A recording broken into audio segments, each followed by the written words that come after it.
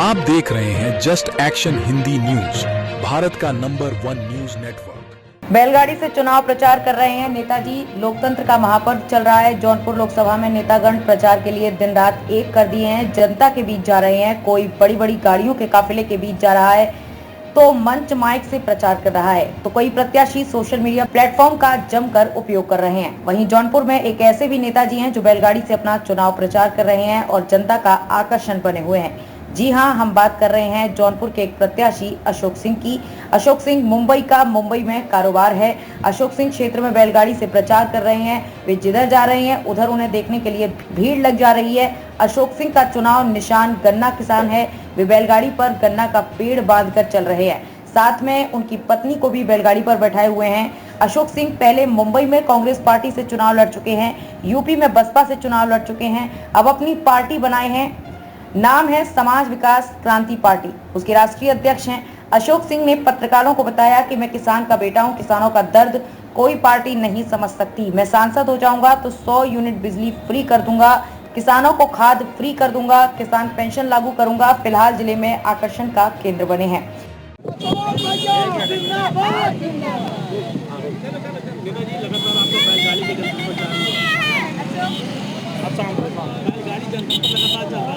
जी, मुझे बताना है कि गन्ना किसान मेरा चुनाव चिन्ह है। मैं किसान का बेटा हूं। किसानों का अपमान होता है और किसानों को का सम्मान नहीं होता है। किसानों की मांगों को पूरा नहीं किया जाता, इसलिए किसान का बेटा होने के नाते गन्ना किसान चुनाव चिन्ह लेके आया हूं। लोगों को एहसास दिलाता हूं कि किसान इसी कड़ी धूप में मेहनत करता है, उसका अपमान होता है, उसकी मांगों को पूरा नहीं किया जाता है।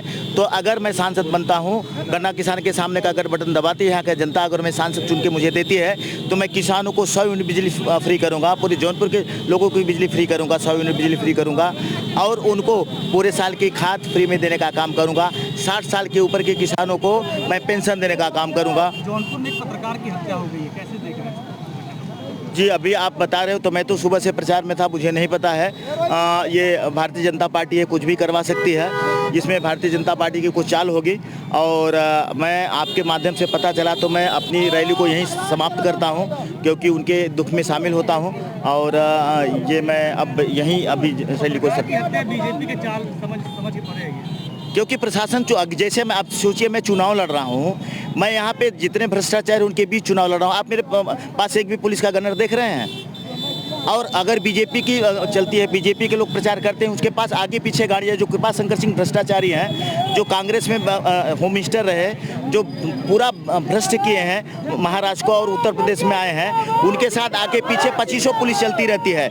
लेकिन आपने देखा मैं चुनाव लड़ रहा हूँ, रिस्की हूँ, कभी भी मेरे ऊपर गोलियाँ उछलवा सकते हैं, उनसे हमको खतरा है। एक तो बीजेपी से खतरा है, कृपा शंकर सिंह से खतरा है। वो दिल्ली में रह के चाल चलते हैं। धनंजय सिंह का टिकट कटवाने का काम किया, धनंजय सिंह को जेल में डालने का काम किया है। मुझे जेल में नहीं डाल पाए तो मुझे शूट करने का काम करेंगे वो। तो मेरे पीछे देखिए यहाँ के कप्तान को, मेरे पास एक भी पुलिस नहीं है, एक भी गनर नहीं है। यानी उनका कहना, प्रशासन कहना, इन्हें शूट कर दो आप। ठीक है, इसका मतलब तो ये होता है आज एक पत्रकार की आप बता रहे हत्या हो गई, तो मैं उसके दुख में शामिल होता हूँ और अपनी रैली यहीं खत्म करता हूँ। बीजेपी चाल है, किसको कब मरवा देगी, किसकी कब हत्या कर देगी, ये कुछ पता नहीं है। बिल्कुल पत्रकार के घर पे जाऊंगा और मैं कह रहा हूं यहाँ का प्रशासन बीजेपी की मुट्ठी में है। यहाँ का प्रशासन बीजेपी की मुट्ठी में है। बीजेपी जैसा कहती वैसे करती है। मैंने कप्तान को लेटर दिया है, कब से लेटर दे रहा हूँ कि मेरी जान को खतरा है।